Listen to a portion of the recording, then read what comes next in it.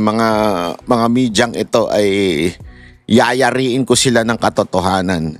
Kaya mga banateros, kumapit kayo dahil ang pag-uusapan natin ngayon hindi lang basta Senate siege o Senate attack. Ang pag-uusapan natin, sino ang nagluluto ng kwento na to na pumalpak? Sino ang nagbayad ng ingay at sino ang gustong makatakas sa pananagutan aside from dun sa ibang mga senador na tumakbo?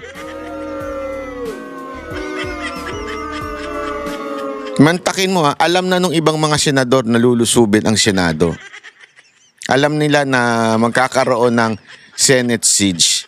Naabisuhan na yung kanilang mga staff kaya nag-empake na mga animal. Tapos magagalit kung babatuhin ng mga tao sa labas.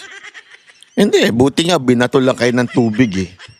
Hindi, totoo buti tubig lang ang binato sa inyo kasi narinig ko yung iba, sinasabi nila, batuhin nyo ng ihi yan. Buti nga tubig lang yung binato sa kanya eh. Ako ayoko yan, hindi tama yan hindi ako sang-ayon dyan. Pero hindi mo mapipigilan ng taong bayan. Galit na ang taong bayan. Pero ako ayoko yan. Basta ako ayoko yan. Sabi ko sa inyo, ang gusto ko yung mapayapa. Ayoko ng ganyan, yung gulo. Pero hindi nyo mapipigilan ng taong bayan. Yung galit nila sobra na, sagad na sa buto eh. Kasi sobra bakit ko nasabing sobra? Sobrang sinungaling. Sobrang sinungaling ng gobyerno. Kahapon lang, deny si Matibag. Diba? Kahapon lang, sinabi niya, wala siyang tao doon, walang mga barilang NBI doon.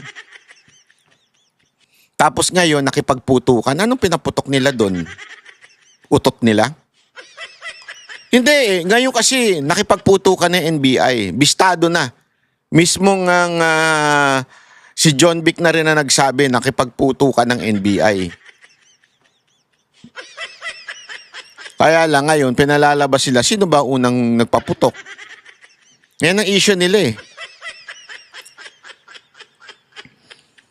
Alam mo, buti nga, ito sa totoo lang, buti nga, nag-warning shot eh. Kasi para bagang issue sa kanila, bakit 27 ang warning shot? Ulul pala kayo eh. Ano gusto nyo, magbarilan sila? Alam mo, etong mga Pilipino na ito, kahit yung sa mga kudita, naalala nyo yung panahon nila Hunasan nun, sabi nga nila, bakit hindi nagbabarilan? Bakit walang tinatamaan doon sa barilan? Sabi walang nagkakatamaan. Nagbabarilan yung mga doon, sundalo doon nung panahon. Napanood ko yan eh. Issue yan eh. Parang bakit daw hindi nagbabarilan? Sabi ba't hindi sila nag-aim sa isa't isa? May putok ang kamaririnig. May mga puro parang warning shot lang lahat. Kasi nga alam nyo, yung mga yan, mga Pilipino yan eh. Mga tao yan. Ayaw niya makapatay. Ayaw naman nila na magpatayan. So, as much as possible, they will just do yung mga warning shot. Buti nga eh. Bakit parang takang-taka pa kayo? Bakit ang daming warning shot ng USA? Imagine niyo yung warning shot na yun tumama sa NBI. Patay lahat ng NBI. Tama, mali. Mas gusto nyo bang magkapatayan sila dun? Kaysa sa warning shot. Hindi ko maintindihan yung logic ninyo, mga animal kayong mga media na at saka yung bayot na palsipikadong bayot. Nagtakanta siya ka bakit daw ang daming warning shot. Tarantado ka ba? Gusto mo ba magpatayan yung NBI at saka yung USA? Yan ba gusto ninyo? Magpatayan sila? Mabuti nga puro warning shot eh. Mga gago rin talaga kayo eh, no? Panoorin natin ito Ito, napaka-importante nito kasi tawan-tawa ako dito eh. Sobrang tawan-tawa ako. Panoorin ninyo to, ha? Ito. Wait lang. Ito ang pinaka nagpapakalat ng fake news sa bayan natin. Ito na pinaka nanggugulo sa bayan natin eh. Ladies and gentlemen, the Palace Press Officer under Secretary Claire Castro. Oy, palakpakan nyo naman. Magandang araw, Malacanang Press Corps. Ito po ang ating pahayag patungkol sa pangyayari sa Senado kagabi. Mga bandang 4:00 ng hapon kahapon, May 13, nagsagawa ng live stream si Senator Bato de la Rosa sa kanyang official Facebook account na umano'y aarestuhin siya. Sinundan ito ng mensahe ni Office of the Sergeant at Arms, Retired Police Major General Mau Aplaska sa media na may aarestuhin sa Senado. Ilang minuto pagkatapos nito, ang mga tauhan ng OSAA ay may nakita umanong NBI agents sa property ng GSIS. Ang Senate ay Umano pa yung ginagamit niya dito, umano pa ha. umuukupa sa ilang bahagi ng GSIS property.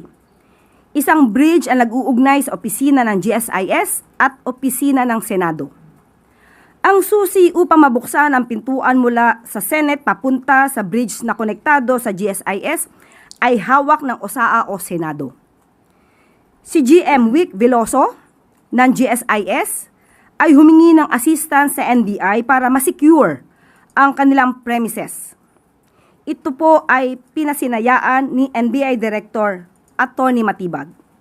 Kaya nagpadala ng NBI agent sa GSIS premises bandang alas 6 ng gabi. GSIS, pamunuan nila, humingi daw ng assistance sa NBI. Bakit? Bakit sila hihingi ng assistance sa NBI? May kaso ba?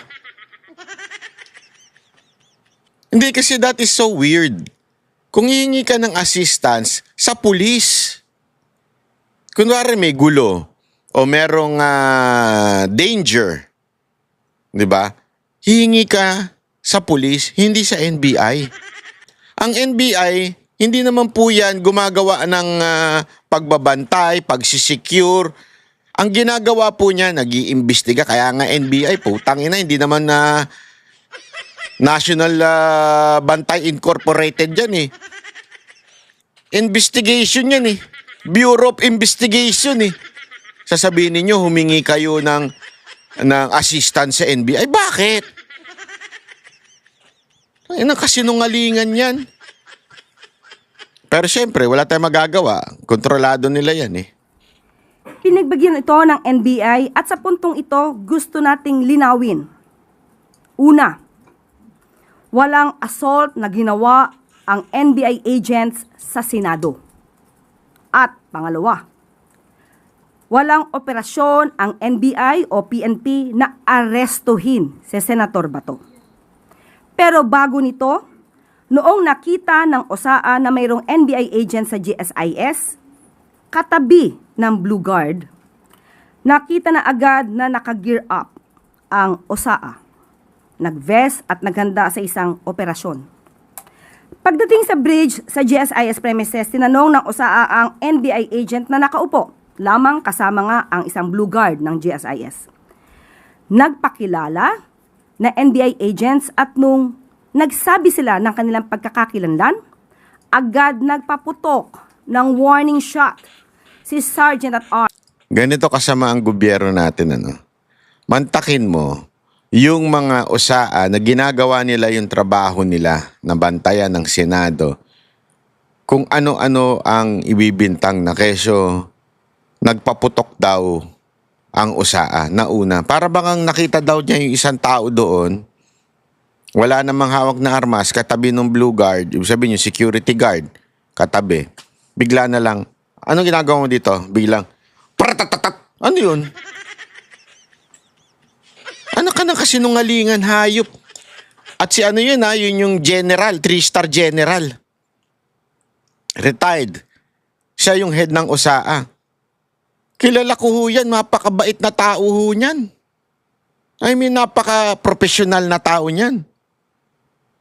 Hindi ko yung sinasabing kilalang kilala. Ibig sabihin, kilala ko sa social media yan, nakikita natin sa umasta yan sa Senado.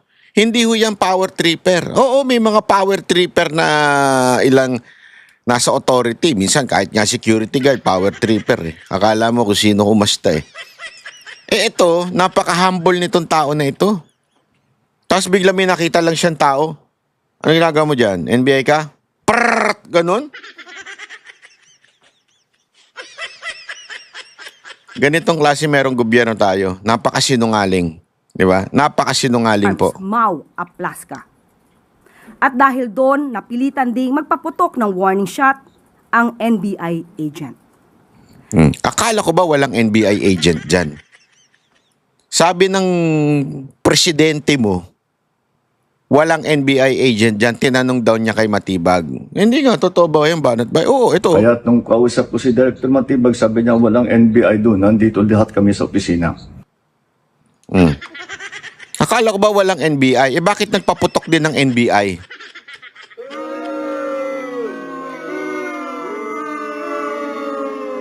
As of 11:09 a.m., several sources confirmed that the Senator Bato, is no longer in the Senate premises. Biglang lipat doon sa Senator Bato, wala na sa premises. Putang ina, anong kinaugnayan nun sa atake?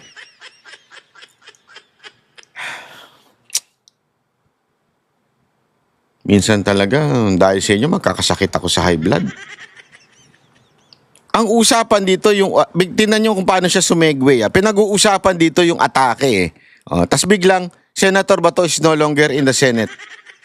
Umuukupa sa ilang bahagi ng GSIS property. Isang bridge ang nag-uugnay sa opisina ng GSIS at opisina ng Senado.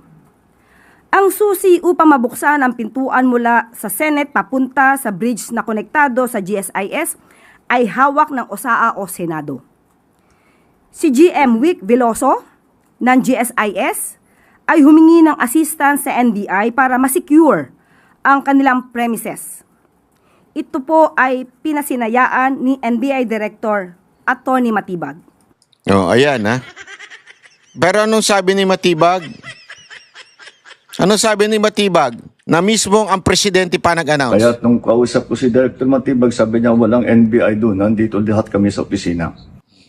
Pero pinasinayaan niya yung pag-occupy ng NBI sa GSIS. Alam mo, Marcos, sibakin mo na itong si director nyo. Sa totoo lang, pinahama ka dito, imantakin mo ito, sinabi mo the day before ito sinabi mo. Kaya nung kausap ko si Director Matibag, sabi niya walang NBI doon. Nandito lahat kami sa opisina. Wala daw NBI doon. Tapos ngayon sinasabi ninyo, nandun ang NBI sa GSIS. Putang ina, sinong...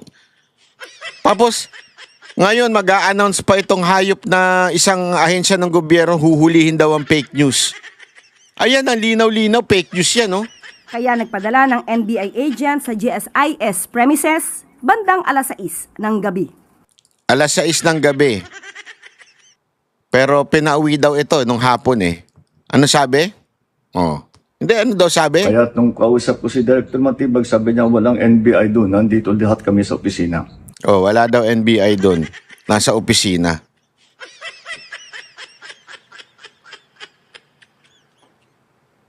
Hindi ako nagsabi niyan, ha? Yung mismong presidente nyo nagsabi na ikaw daw Matibag, sinabi mong walang NBI. Tapos ang palusot nila, nagsiuwian daw yan bago magkaputukan. Mamaya papakita ko sa inyo kung gaano kasinungaling yung animal na yan. Pinagbagyan ito ng NBI at sa puntong ito gusto nating linawin. Una, walang assault na ginawa ang NBI agents sa Senado. Wow. At pangalawa, walang operasyon ang NBI o PNP na arestuhin si Senator Bato. Pero bago nito, noong nakita ng OSAA na mayroong NBI agent sa GSIS, katabi ng Blue Guard, nakita na agad na naka-gear up ang OSAA. Nag-vest at naghanda sa isang operasyon. Pagdating sa bridge sa GSIS premises, tinanong ng OSAA ang NBI agent na nakaupo, lamang kasama nga ang isang... Eto malinaw. Sino daw yung nakaupo? Sino daw yung nakaupo? Volunteer po ba? CA po ba? Confidential agent? O NBI agent? Kayo sumagot ha? Base sa sinabi ni Castro. Operasyon ang NBI o PNP na arestuhin si Senator Bato. Pero bago nito, noong nakita ng OSAA na mayroong NBI agent sa GSIS, ano daw yung nakita? Volunteer? CA? Confidential agent? O NBI agent? katabi Balubaluktot na yung kwento nila, no? Diyan malalaman mo sinungaling eh. Parang yung mga asawa nyo, pag balubaluktot na kwento ng asawa nyo, alam nyo na nagsisinungaling yan. Parang ito, balubaluktot na yung kwento nila eh. Una, hindi daw NBA agent yun. Volunteer lang daw. Hayop. Saka nakakita na andoon, nagbabantay kay Bato, volunteer lang. Direktor, pwede po ba ako mag-volunteer? Magbantay? Ganun lang yun. Ganun ang sasabihin ng isang tao, volunteer ako, magbabantay ako dyan kay Bato, ha? Pero dito, ladies and gentlemen, booking na booking. Sinabi mismo ni Castro, NBI agent. Wala po siya sinabing volunteer, wala po siya sinabing confidential agent. Sinabi niya dito, NBI agent. Ulitin natin. Para malinaw, baka sabihin nyo, ako nagpe-fake news eh. Oh, nakabantay pa man din yung mga animal dyan. Hindi ako nagsabi ha. Ayan na si Castro. Operasyon ang NBI o PNP na arestuhin si Senator Bato. Pero bago nito, noong nakita ng OSAA na mayroong NBI agent sa GSIS, katabi ng Blue Guard, nakita na agad na naka-gear up ang OSAA. Nag-vest at naghanda sa isang operasyon. Pagdating sa bridge sa GSIS premises, tinanong ng OSAA ang NBI agent na nakaupo, lamang kasama nga ang isang Blue Guard ng GSIS. Nagpakilala na NBI agents at nung nagsabi sila ng kanilang pagkakakilanlan, agad nagpaputok ng warning shot si Sergeant at Arms Mau Aplaska. Wow. At dahil doon, Ganong kasama. Yung 3-star general at pinuno ng OSAA. Nung tinanong daw niya, sino kayo? NBI agent. Ulitin ko hindi ako nagsabi NBI agent. Itong alin na to, sabi niya NBI agent. Nung nalaman daw nung OSAA, yung leader nila yun yung OSAA, biglang, NBI ka? Pratatatat, ganun.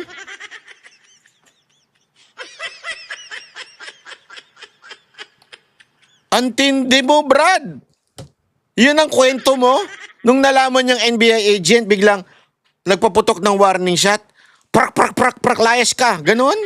Wow!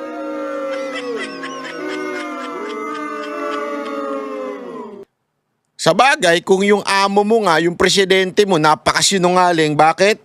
Sabi niya mismo, walang NBI agent. Kaya nung kausap ko si Director Matibag, sabi niya walang NBI doon. Nandito lahat kami sa opisina. Pare-pareho kayo sinungaling.